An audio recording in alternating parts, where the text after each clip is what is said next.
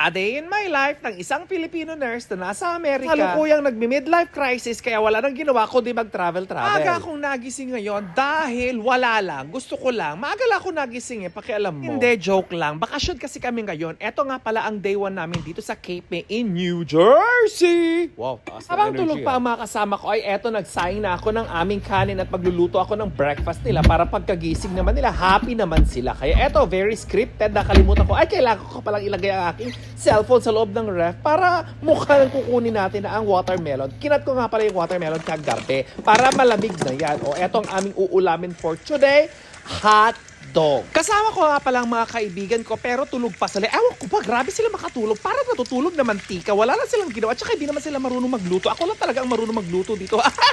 Aba, binash ko pa mga kaibigan ko. Joke lang po. When niluluto ko itong hotdog, naisip ko, ay hindi pala ako nakapagkape pa. Kailangan natin magkape kasi yan ang pampagising ng aking buhay.